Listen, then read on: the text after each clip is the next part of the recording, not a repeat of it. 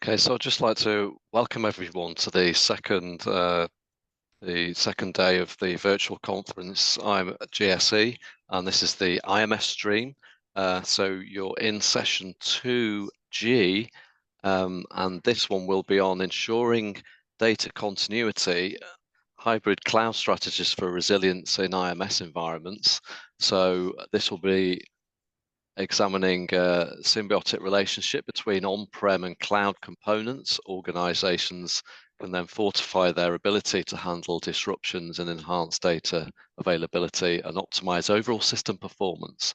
So I'd like to welcome you all here and welcome our speaker, who is Anshul Agrawal, who's from BMC, and he's manager product development, manager product development for BMC Army backup and recovery for IMS and BMC Army FastPath utilities. He's had 14 years experience in mainframe programming and systems and applications.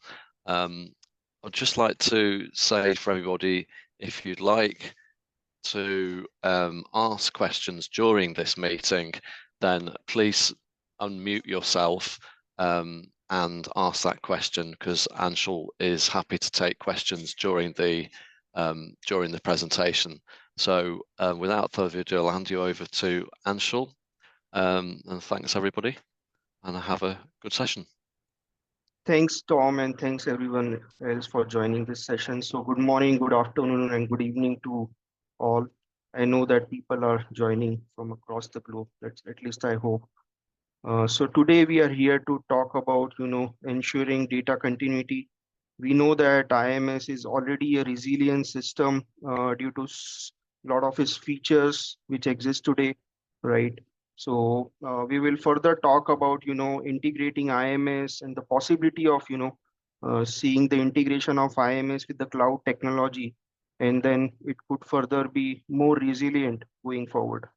So Tom, I'll just turn off the video because I'm working from home and the bandwidth is not so great. So that I will take that liberty.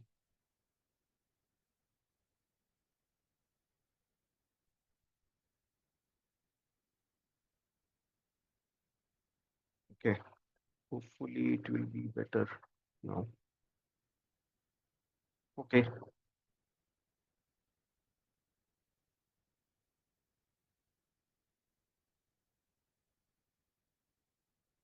Okay, so what is resilience? If we just go by the dictionary definition, it's the capacity to withstand or to recover quickly from difficulties. And from operational resilience systems perspective, what basically is mean by resilience? So it has to be stable, it has to be secure, and it has to be a robust, validated recovery processes.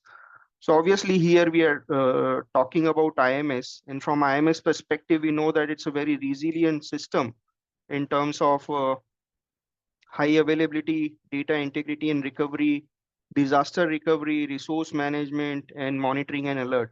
So we know that IMS is running for several decades now, and it has proved to be one of the most resilient system which exists today. But again, what's next?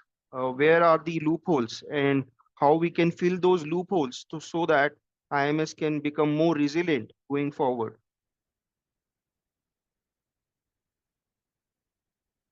Okay, just hold on. Okay, so every now and then a revolutionary technology comes along that changes everything, right? Similarly, the iPhone or Netflix that came in and that changed the whole ball game altogether for mobile phones and for movie watching experience. Similarly, in the mainframe world, that's the mainframe data in the cloud, because even today we don't imagine mainframe data moved out of mainframe. We mainly talk about mainframe data being stored on DASTs or maybe on tapes, right? But we want to think about mainframe data in the cloud. So why revolutionary? The iPhone was not revolutionary because it was a phone, but because it solved a major problem that nobody was aware of. Here is the comparison to illustrate my point. Here you see that Steve Jobs presenting the iPhone 2007, and before he showed the iPhone, he talked in length about the problems with the current technology. Apple recognized the problem with the cell phones that no one was aware of, a fixed wired keypad with buttons that we all got used to in that time frame for decades, and we never questioned it, right? And that's the kind of problem we see with the tapes on the mainframe. Da da da da. We don't see tapes are a problem. We got used to them. So why bother? Why do we need to care, right? Please let me explain to you why you should care. Here are 7 reasons why we believe you should care. Okay, so the first one is cost optimization. The good news first, mainframe is not expensive. It just costs a lot of money.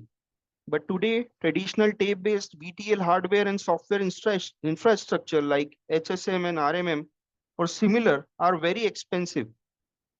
Do we have any alternatives? Well, yes, there is Dell and EMC Hitachi, but they too are traditional tape-based hardware, and HSM and RIM is needed too to handle that. A cost factor that should not be overlooked while doing the next tape refresh. So cost optimization is one big factor which you need to think about when you are considering the object storage or the cloud storage for the mainframe data. Second thing is the reduced complexity. Complex and soil data environments require significant time and resource commitments. How many mainframe storage admins who are fluent in HSM and RAM? They were there, but slowly they are retiring, right? Managing physical tape movements to DR site is cumbersome. We know that it can take days or weeks, sometimes even more, to move your physical tapes to the DR site. Ever did a tape refresh or resync with RAM? Migrate data from old VTS to the new one? Yes, there is a process provided, but such projects can take 3 to 6 months to complete. There is a lot of complexity involved in the current processes which exist, and we have the opportunity to reduce that complexity and reduce our dependency on the expertise which is slowly diminishing in that area. Third point is the scalability and flexibility. You need to buy an additional logical volumes for your VTS because you ran out of what you already purchased when you did the initial planning. Want to access the mainframe data with cloud-based apps in the cloud-based format? Difficult with the tapes, right? When you want to effortlessly and easily adjust and allocate resources to evolving organization needs, and when you want to use storage as a service. So we always use tape storage as just a storage medium. And once the data is stored on tapes, we never bothered about, touching that data again. But what are the opportunities exist? If we store this data on the cloud, it is obviously available to do some kind of actionable insights from that data. What is the fourth reason then? Speed. Why would anybody use physical tape in 21st century? Writing to tape is slow, mainly because it uses the proprietary FICON communication protocols and limited computation resources. Logical tapes are better, we know that, but it still needs to comply with the limitations of linear processing, like the cassette player. So we believe that parallelism and compression and TCP IP is faster than the existing protocols, which is FICON. So from the speed perspective, think about it. If your tape infrastructure is good enough. And then the fifth point, which is I think the most important one, is harnessing AI and the analytics. So data on tape is not good for much other than restore, right? But you cannot do much elsewhere. But you like to use mainframe data for your business intelligence, machine learning, AI, analytics. We do this for many years. Remember the term data warehouse from the late 90s? We unload the data from the product backup tapes, or we buy software to get the data in more intelligent way. But all that transformation is done on the mainframe, right? And that's costly CPU cycles. So why we are not thinking about doing something else. And then the sixth important point is to talk about the workforce and the skill challenges that I briefly mentioned. There is expertise required to manage tape-based and virtual tape library systems, which we are know that we are slowly losing that skills across the globe. And proprietary 3270 interface. So where is the web interface for HSM and RMM? They does not exist today, right? And obviously, last but not the least is the security. So cybersecurity threats, including ransomware, are growing in sophistication and frequency. And we do have disk mirroring like GDPS and PPRC that doesn't cut it anymore in such a situation. And even worse, attackers will get your backups first and then make them usable for any kind of restore. For that, you need a backup of your mainframe data that is immutable and not accessible by attackers. So in this session, I will be using the two terms, that is immutable backup and the air-gapped backup. And I will be briefly describing what those things and terminologies are in terms of cloud integration with mainframe. So we have this quote from Futurum Group that organization needs to immediately evaluate their mainframe data management strategies and weigh the benefits and versus limitations of on-premises solutions such as cloud. And this is the quote from Gartner. As per them, cloud storage management data is already transforming the mainframe data. Cloud-based storage and data management mitigates the challenges of associated with the tape backup, including tape media management, as I mentioned that HSM and RAM, and obviously the skills that is required to manage that kind of infrastructure. So it is to be believed that by 2025, 35% of data center mainframe storage capacity for backup and archive will be deployed on the cloud to reduce the cost and to improve the agility. And it is also believed that by 2024, 40% of the leaders will implement at least one hybrid cloud storage architecture, which is an increase of 10% from 2020. And I see that this number is growing even faster than that. And at least from the leadership perspective, who are at the CTO level, at least one goal which is there in their pipeline is to implement some kind of cloud uh, you know technology for their infrastructure management. So I think things are changing at a rapid pace, even more than what is mentioned in this figures. So again, back to Steve Jobs when he was presenting the iPhone, remember? He initially talked about three new devices, an iPod, and a mobile phone, and the internet communication devices, and turning it into a one product, which was an iPhone that launched in 2007, which basically changed how people look at and operate mobile phones, right? And here we want to talk about three use cases with the cloud. So the first one is full backup, archive, and restore. Today, you take the backups on tape or DASD, right? Because DASDs are not that expensive. But what about taking the backup, archive, and restore it from the cloud storage or object storage and have a full replacement for your tape infrastructure? So that's a one use case. Second use case is once your data is stored in the cloud object storage, you can unlock the Z data and integrate with the cloud analytics tools, right? We know that there are already a bunch of cloud analytics tools that exist today, which organizations are already using for their non-mainframe data. And with our data moving to cloud, it will open up the opportunity to integrate that data, with those analytical tools. So that's our second use case. Third use case, which is cloud-based cyber resiliency with immutable backup and restore. We know that we take the backup on tapes, but even tapes are bound to be compromised by ransomware attack or any kind of attack. But with a cloud-based backup, there is a terminology or a concept called immutable backup, which you can take, and that backup is something that you cannot really alter or change.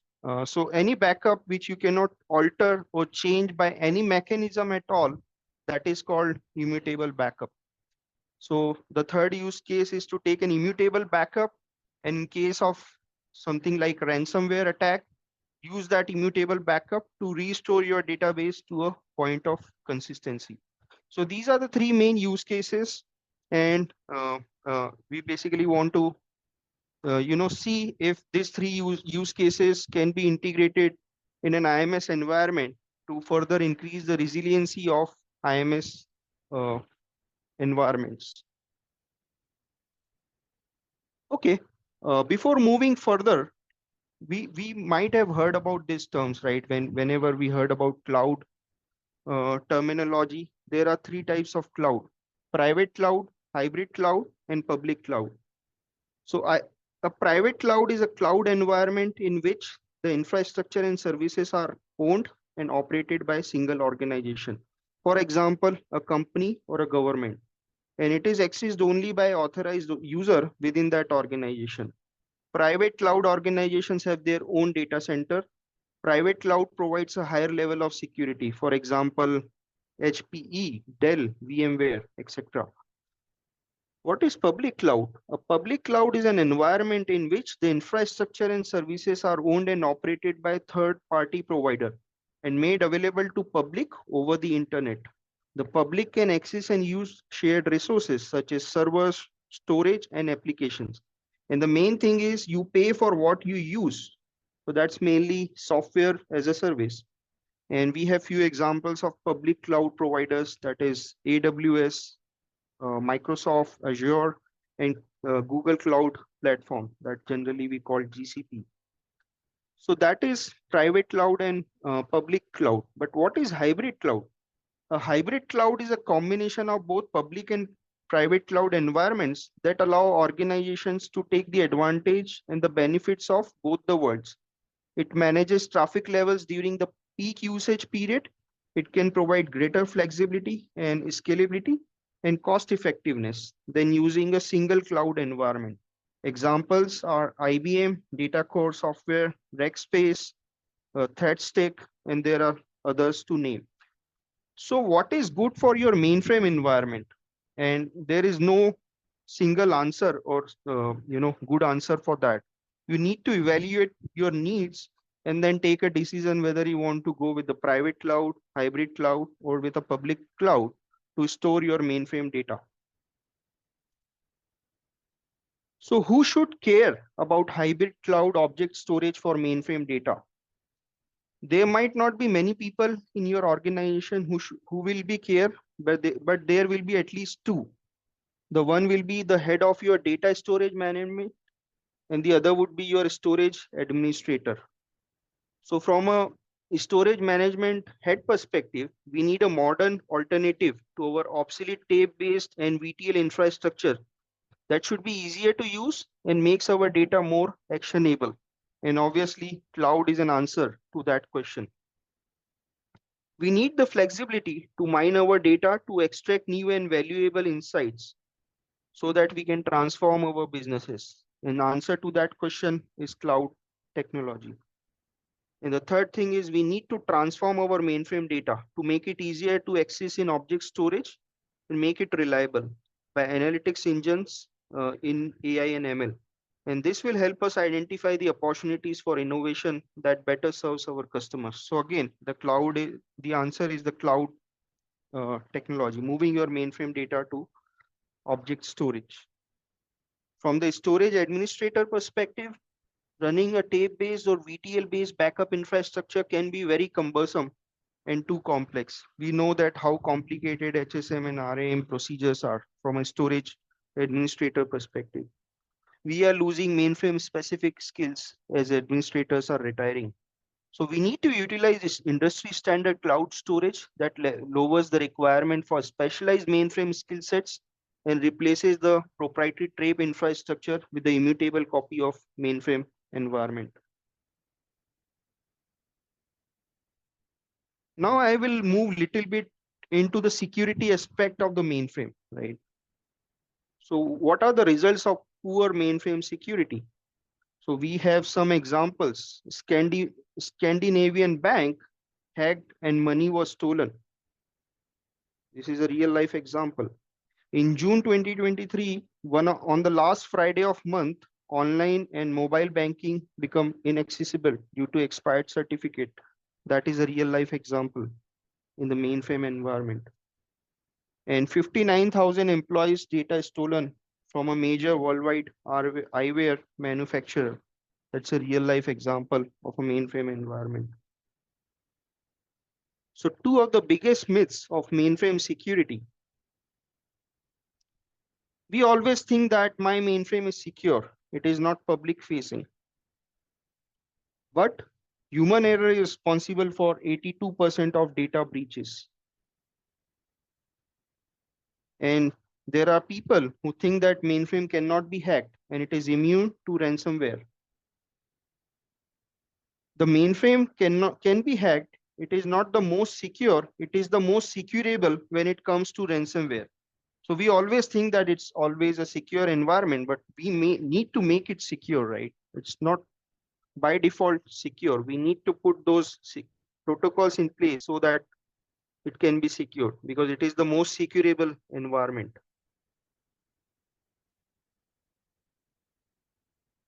And these are again few survey results which basically tells that security is still the top priority for most of the mainframe companies who are using mainframe. So 70% still thinks security is the top priority. Then some of the other things is compliance uh, and cost optimization, automation is always everywhere, and data recovery and application modernization. And obviously the staffing and the skills because we are losing the mainframe skills at a rapid pace across the globe and across the industry. But if you think of it, security still remains the top priority for most companies.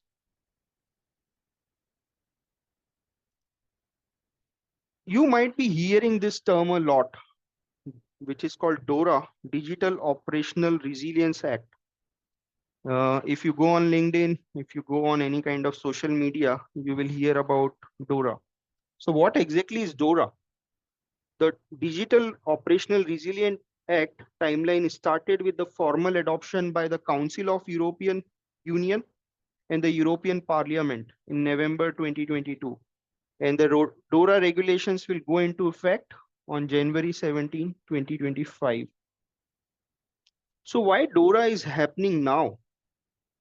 Because there is currently no framework for the management and the mitigation of ITC risk that spans the entire European financial sector. The DORA Regulatory Act aspires to establish a framework by comprehensively harmonizing the risk management rules across the EU and ensuring that every financial institution is held to the same high standard. And DORA compliance aims to eliminate the complexities arising from gaps, overlaps, and conflicts between the diverse regulations in different member states, streamlining compliance for financial entities while enhancing the resilience of entire EU financial system. So why do anything? Because these regulations are forcing the change.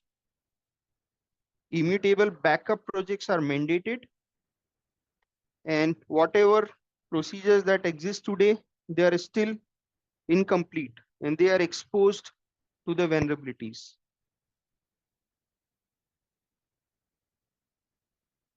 Now moving into the backup and recovery aspect, right?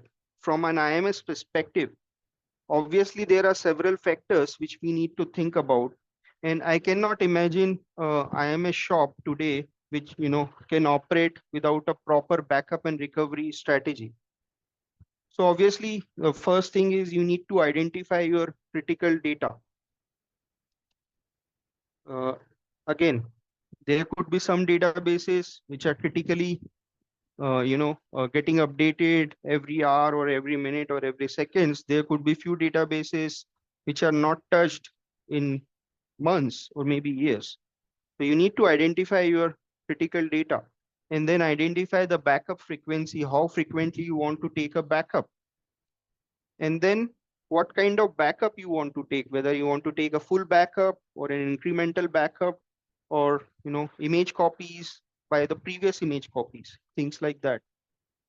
And then once you decide your backup method, the next step is to determine the storage. So whether you want to take it on DASD, you want to take it on tape, and even if you want to take it on tape, if you are considering encryption, if you are considering compression at the same time. And obviously in this new era, you should be considering the cloud object storage to store your backups, IMS database backups. So once you have these considerations and you take the backup, obviously you need to test your backup, because you never know when the disaster will happen. And at that time, if your backup is not usable, then it will be of no value. It's important that you always test your backup, and then you also have to validate your backups. You need to have a very strong disaster recovery planning, and everything should be documented, because on a day of disaster, it might happen it might happen at 2 a.m. in midnight, where you might not be, uh, pretty active. So everything should be documented from your backup and recovery aspect. And most of the big organizations, especially financial institutions, they have a pretty strong procedures as far as backup and recovery is concerned. So again, as I mentioned that these are new age backups. So these two questions always strikes our mind. Whenever you go to any cloud session, they will always talk about immutable backup or air gap backup.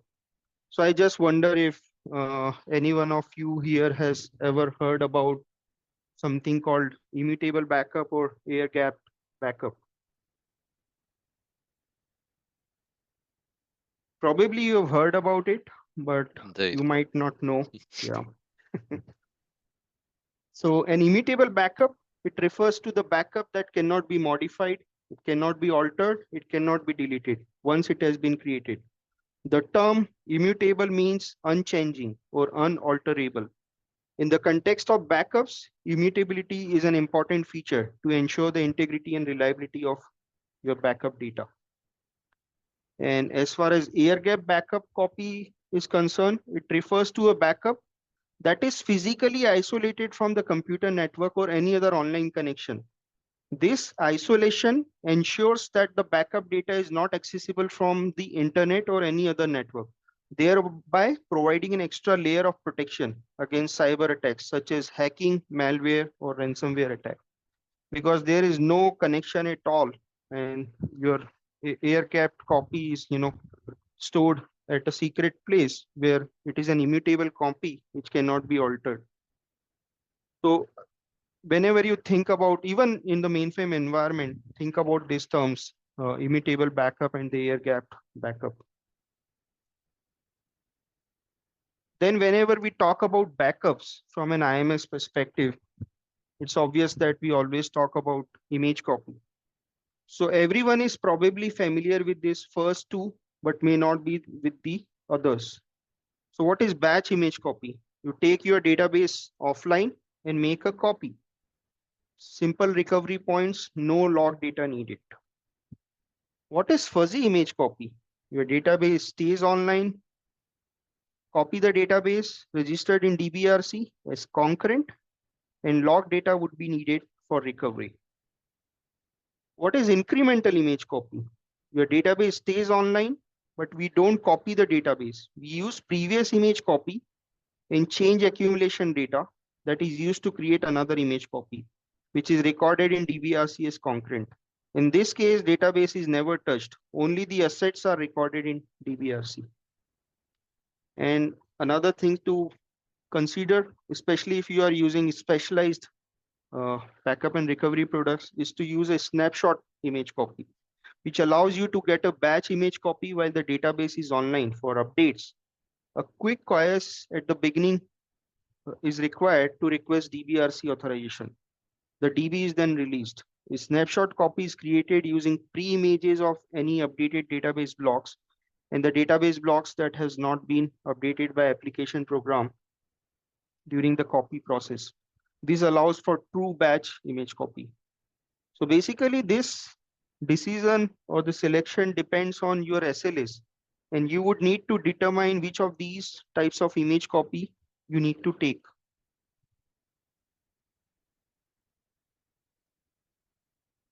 And it is of paramount importance that you build your backup strategy, right? So based on the types of image copies we discussed, you can start establishing your backup strategy. Because in today's world, you need to have this strategy pretty much straightened out and make sure that this strategy will work in case of disaster. So what are the things that you should consider while building your backup strategy? So using the groups defined in DBRC makes your JCL easier to maintain, as if databases are added or deleted from the change accumulation or database definition groups. You don't have to go and maintain the JCL as well in that case. DBRC only supports only 2 copies of image copy dataset.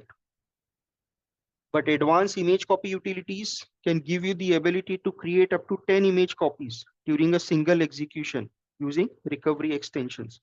So these extra copies are maintained in a recovery manager repository. For example, copy 1 goes to DAST, copy 2 goes to tape, copy 3 goes to offsite tape, and copy 4 can go to cloud, and so on and so forth. And buffer pool is shared for the copies, which reduces the storage consumption and improves the performance. The image copy utilities can process multiple functions concurrently to process the task as fast as possible. Because obviously, in a case of disaster, you want your recovery to be as fast as possible. You don't have a whole lot of time, and you definitely want your system to be up and running as soon as possible. Another thing to consider is stacking your output image copy files, which can significantly reduce the number of tape volumes required. This does serialize the process for image copies. Virtual image copies for primary and secondary indexes records a dummy dataset in DBRC to a dataset that does not physically exist. And you can rebuild them later rather than recovering your indexes. Because rebuilding indexes is a lot faster than recovering indexes, and you are using the recovery option which is doing a lot of logging. That's not a performance recommendation. So if you have an index builder utility, I would rather recommend setting an indexes to no recovery to not incur the IMS logging overhead, and then you can always rebuild them from the primary database later on in case of recovery. Copy image copy is another technique you can use to create additional copies. Timestamp remains the same as original image copy. If you are using this feature as a customer, created IC1 on DAST rather than copy image copy to stack the image copies and record IC2 on another LPAR downstream in the batch cycle to help reducing your rolling 4-hour average. And last but not the least is to consider move image copy that lets you move either your image copy 1 or image copy 2, which is recorded in DBRC, to another media tapes. You can also stack image copies as a part of your move process. You can also change the name of image copy dataset in the process if desired. So you know that in most of these, which are the features, generally they are not available with the base version of backup and recovery utilities that comes along with the box in the IMS. But most big organizations and financial institutions, they are using some advanced backup and recoveries utilities, which provides all these features. And it is of paramount importance that you understand those features and you use those features rather than building just a native method which might be good, but it might not be the most efficient method as far as your backup building a backup strategy is concerned. Can I just mention that there? I think you mentioned it before, but you're talking about change accumulation with incremental image copy. So, change accumulation strategy would also be included on this, perhaps, on this slide, perhaps. Yes, yeah, I'm going to talk about that in few coming slides All also. right, no worries. And just for the audience, if you want to talk, ask a question, then please just unmute yourself, because I know some people have joined since the start. So just unmute yourself and ask the question, and she'll be delighted to take that question. Thank you. Right. I'll just pause for a few seconds here if you have any questions. You know that I have heard several opinions as far as change accumulation is concerned. Some think that it is just an overhead, and some other people think that there is a lot of value in it. But obviously, if you want to reduce your dependency on the locks and make your recovery less interferable, you need to definitely use the change accumulation uh, groups.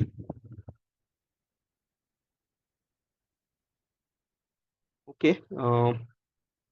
I hope some of this is making Uh, sense. Anshul, Yeah. one question, Yes, Amit. as in, is you have talked about different type of image copies like backup 1, backup 2, 3, 4, having on different devices and all. Mhm. But how about the redundancy aspects? And in turn, in the long run, it would lead to, as in cost as well. So Right. cloud, we all know, like maybe in the start it would be like showing as a low cost thing itself, but on the long run, if the processing increases, it is more Yeah, this costlier is than a very mainframe. valid point, Sameer. And you know that mainframe customers, they are always reluctant to change. As I quoted the example of this iPhone, right? They just seized that opportunity. Before that, nobody was ever imagining that there could be a cell phone without a keypad, right? So I know that this is just the beginning, and customers are still evaluating these alternatives and the options which are available. And I agree that there could be some redundancy, especially to start off with, because I would not assume that customers will just throw away their tape infrastructure and tapes altogether, and they will directly take their image copies on the cloud. And in case of disaster, they will recover it from the cloud. So I think that transformation will take some time, and it will be a step-by-step process.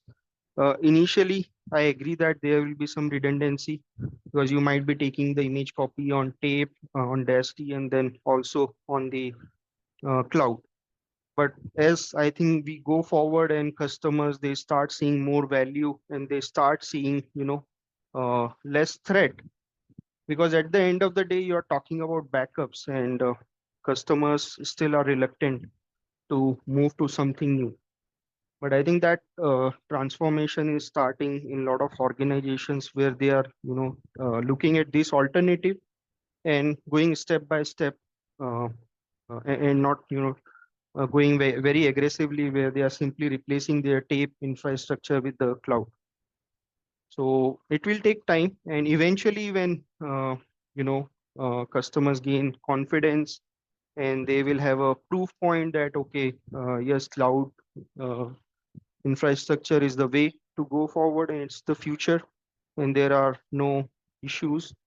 Definitely, that will be the time. It might be few years from now, but that will be the ideal and the golden time, when we will see the real benefit of using the cloud infrastructure in place of this traditional infrastructure which exists today. So yeah, again, in the next few slides, I'm going to give one demo also, which is not on the mainframe, just on the slide. But I'll touch about this aspect there as well. I hope this is a long answer, but Yeah, thanks. it's the perspective.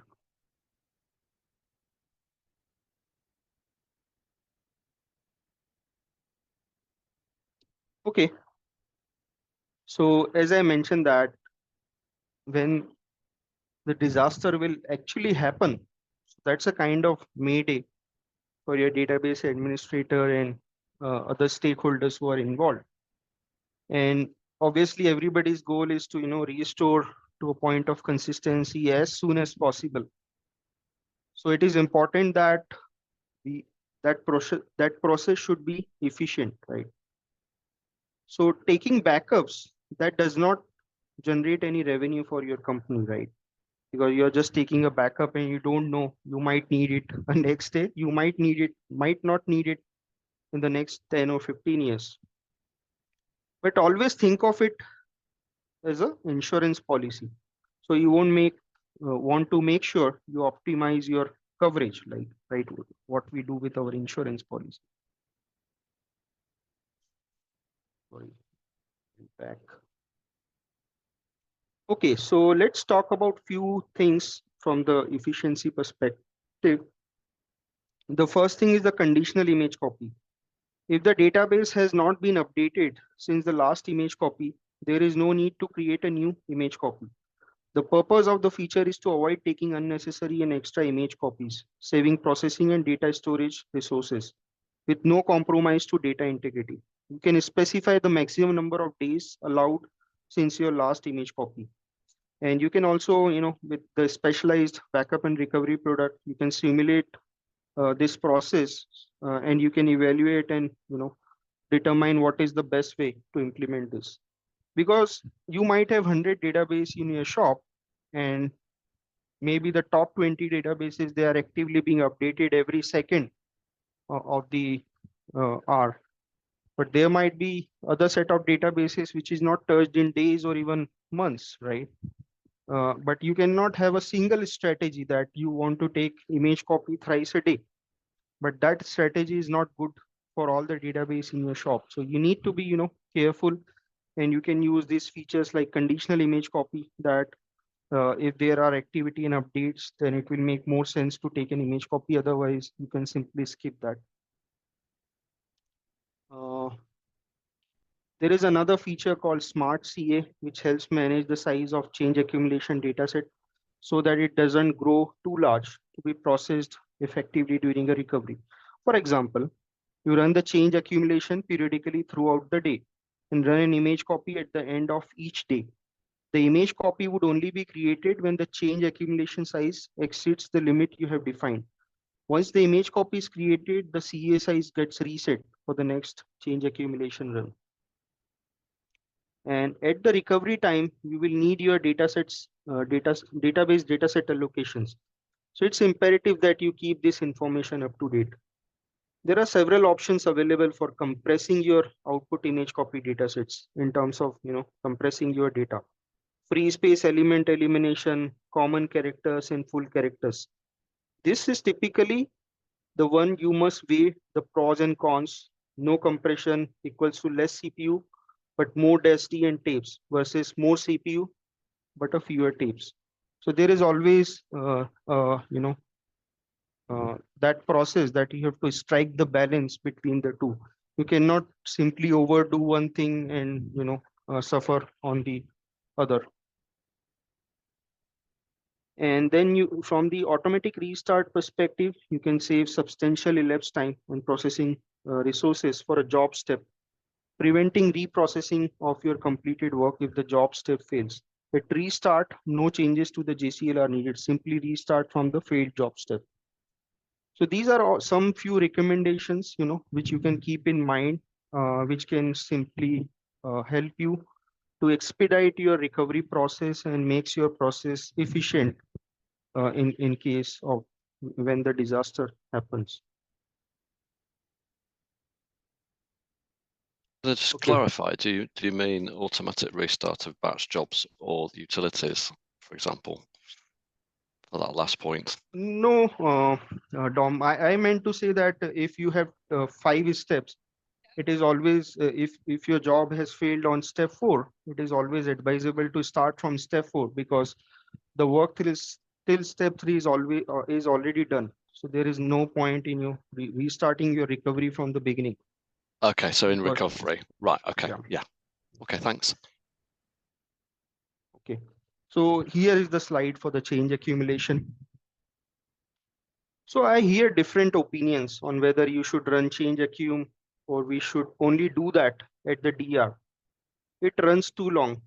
I haven't done a recovery in years, etc., etc., etc.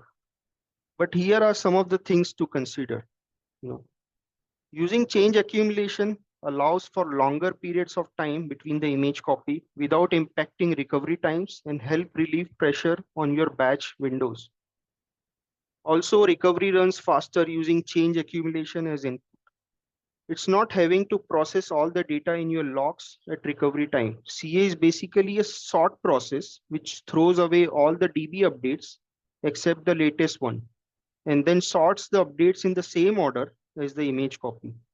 And recovery utility merge the image copy in CA file and then applies the log data, only reading the logs once.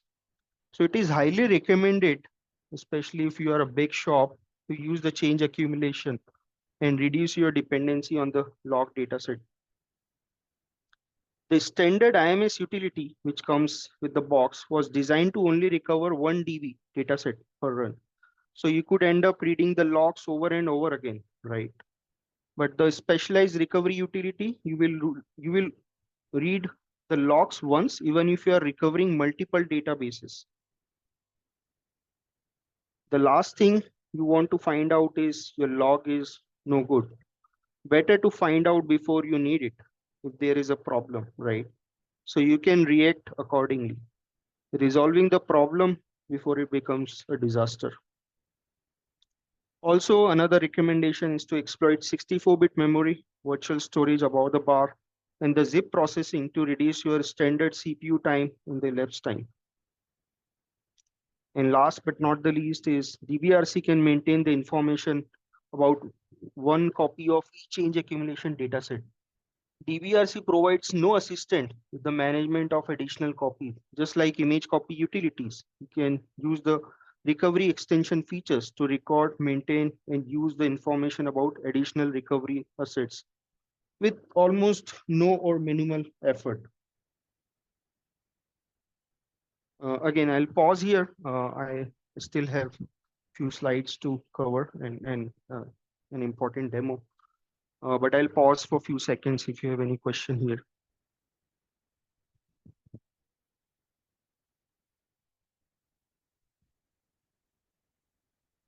Okay. Okay. Recon datasets. If you are not using DBRC, you should be, at least in your production environment. Your recovery strategy is only as good as your last recon backup. You do not want to get to DR with all your IMS logs, change accums, image copies, but a recon backup that is not as current as your other recovery assets. You will have to backtrace to find a valid recovery point. Anytime you create an image copy or change accumulation, back up the recon. Based on your recovery SLAs, you may need to back up several times a day so that you can capture the IMS logs information stored in DBRC. Because of IMS availability demands, we know that it's always 24/7 available. Often a copy of recon must be taken while the IMS is active. When this copy is sent off-site for disaster recovery purpose, the recon must undergo extensive changes to enable the IMS online systems to start and enable the database recovery to work. These changes are manually very intensive, complicated, and often not adequate for your startup and recovery procedures. So there are few recommendations like create a backup with a backup recon command and run the DRRCN against your backup copy to send to DR. You can also do that your home site, but it's recommended that you do it at DR. So there are few points which you should keep in mind, that you should close any open pry-log records. You should update or delete any alloc or log all records from your recons. You should delete any active subsystem records, including DLI batch jobs. You should update your recon header so that DBRC is aware that clean recon is the most current one. And provide the latest point in time recovery time, and that should be earliest close time of all open pry log records that were closed. and check and update functions. If you are using specialized recovery products like recovery extension, these functions are provided to keep track of your additional image copies and change accumulations you created as a part of your image copy and CA process. And those things are backed up to the special repository, which is provided as a part of that recovery extensions. Think about your recon data sets and see how you can frequently back up, because if it's not up to date and it's not the right version, your recovery might, end up taking a lot of time.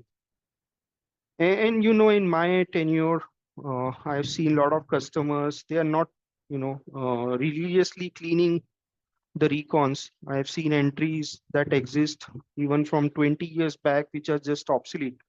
And that just takes or increase the, recovery time, and even in some cases, image copy processing time as well, because a lot of times you just need to sequentially scan this stuff. IMS also provides a recon exit if you ever want to play with it. That way, there is a possibility of backing up the recon data set and use it in case required later on.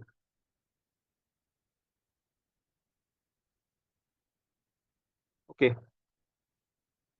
So again, Samir, coming to your point, this is the slide which pretty much answers that question. So at this point, we do not want to have a single point of failure. As a DBA, the last thing you want to do is to lose your data. Make sure you distribute your copies of your assets, right? So with any recovery strategy, you must have a valid starting point. In IMS, that begins with your baseline image copy. Here we are producing 3 image copies, one on DAST, one on offsite tape, and the other one will be archived to the cloud. Both copies will be registered to DBRC, but the image copy 3 and the change accumulation 3 will be recorded on the cloud. Any updates to the database are stored in IMS logs. A primary copy known as logs and the optional secondary copy known as secondary logs. In our session, we are going to store the logs on local DAST and the sec logs to be archived on the cloud. And all these assets will be needed if a recovery to a point in time after the image copy is required. Now let's walk through how we will use the recovery product to recover an IMS database using the immutable resources stored in cloud. Okay, so here we have our IMS database system up and running and our recovery assets saved locally on the system. That is IMS image copy and IMS change accumulation and logs. Okay, now there is an attack and we say that Houston, we have a problem. So once you discover an attack or corruption has occurred, the first thing you need to do is to take your database offline, right? And during analysis, it was also determined that your local recovery assets were corrupted, as well as our tape assets, which were offsite. So you will need to use the immutable assets stored in the cloud. So this is something we determined that they are no longer valid, which is available on tape. The next thing that you will need to do is to use a recovery product for IMS. And you can easily use these assets, which is stored in the cloud, that is your IMS image copy, IMS logs, and change accumulation dataset. And from a single job step, you can restore the logs in the image copy from the cloud and use them as a part of recovery process to recover the database and all the transactions, plus rebuild the indexes in one job step. So this is the beauty of having these assets on the cloud. If you have a ransomware attack, your database is compromised, your recovery assets are compromised, and you have an immutable and air-gapped copy which is stored on the cloud, you can use the specialized recovery product which can recover those recovery assets from the cloud, mainly image copy and your logs, and it will recover your database. And from the index perspective, as I mentioned, it is better to rebuild the indexes rather than recovering the indexes, which is more which has more performance penalty. So making sure to have multiple copies of your recovery assets ensure your recovery is more resilient to any corruption of your IMS database and recovery assets that might happen in case of attacks like ransomware or any other attack. So I hope, Sami, that answers some of your question here. Idea is to avoid single point of failure, and in case of ransomware attack, this will give you a flexibility to restore your data and then not worry about the other things. Yeah. So essentially, you're saying that from an attack perspective here, it's the database might have been corrupted, say, on DASD, and you might have therefore written into the IMS logs, for example, with those updates that you didn't want, and therefore you're saying that if you found a point to restore back to, I mean, that's the other point I would say is what restore point do you go for, and then do this specific process here in the way you're saying restoring it for from the IMS logs, and the image copies. So we're talking about restoring the DASD to those, and where does that DASD live in this scenario? Yeah, so where does the DASD live for the databases, and how do you know which point that you will actually do the restore point? So yeah, DASD is still on the mainframe. That's a mainframe asset. And okay. We know that at this point in time, the attack has happened. So obviously the DASD, or even if it's on the tape, those resources or assets are not accessible anymore. So obviously we stop the IMS database, and at that time we figure out that, okay, now even your recovery assets are not valid. They are compromised. So you can bring in the copies from your cloud environment and use the recovery utility. So you will bring in the image copy. So obviously the latest batch image copy, let's say you have taken at 12 p.m. And from that point onwards, you are consistently taking your change accumulations and logs, which are periodically, stored at the cloud. So that's again a part of your recovery strategy. How frequently you want to take the change accums and then move them to the cloud environment. But the whole idea is to almost give you zero or near to zero kind of data loss, because obviously in today's world we cannot afford data loss. So the more the frequency of your backups on the cloud, the more closer we will be with that, minimizing that data loss. I guess there's also a distinction between IMS logs that you've got not corrupt data, but data that somebody has introduced that you don't want, as opposed to actually the pointers on the database being broken.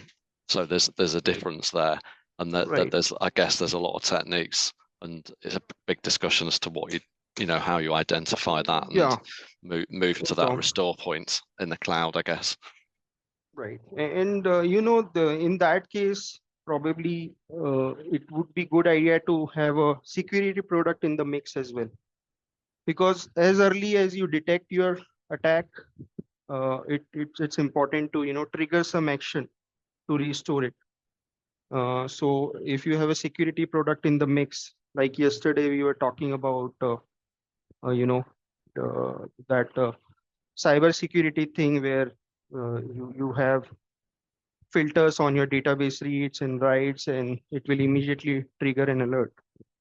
Yes. Probably using those kind of products, security things in the mix, along with the cloud and backup and recovery products, if they all will work in a coordinated manner, probably these things can be minimized. Good points.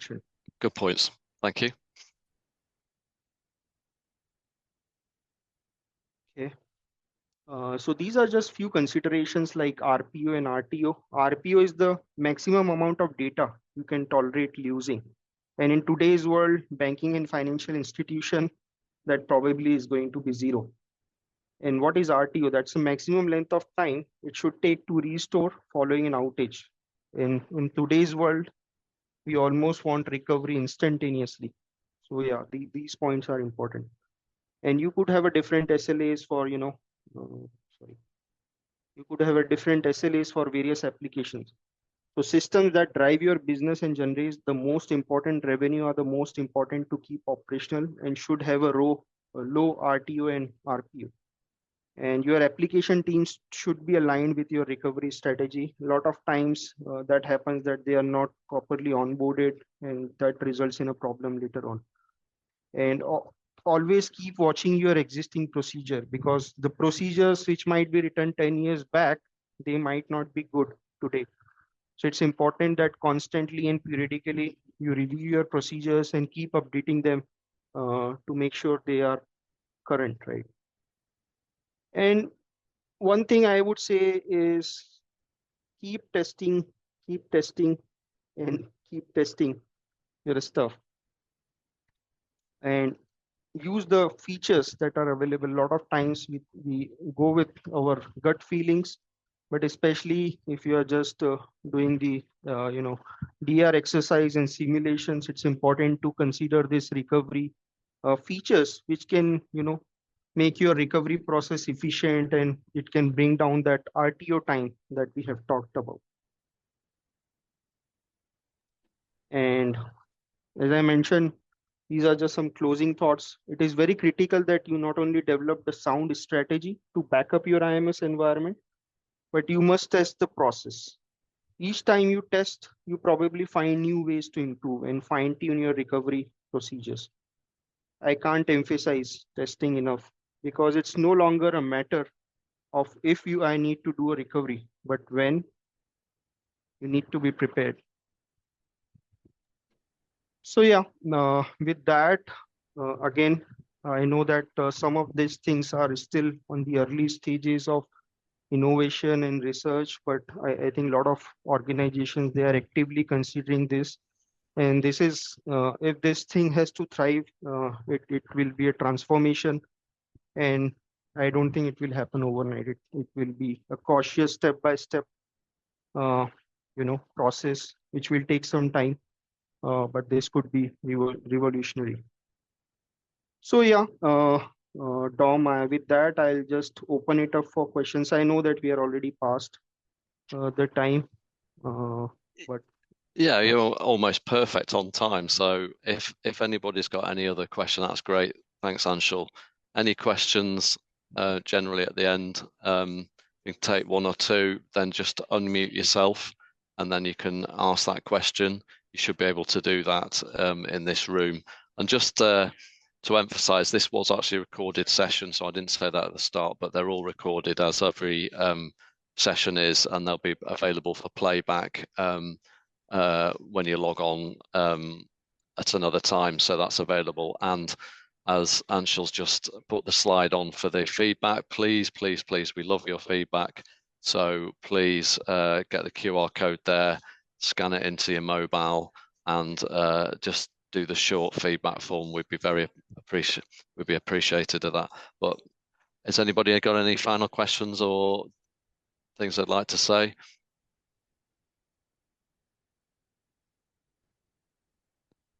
Okay, I'll take that as a no. So thanks very much indeed, Anshul, and thank you very much, the guys that did the questions, and for your active attendance today, everybody.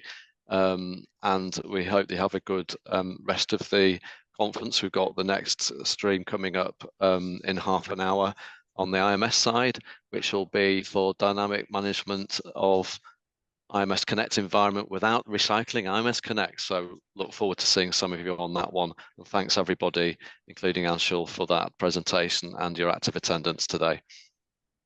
Thank you. Bye. Thank you, Dom, and thank you, everyone. Appreciate it. Bye.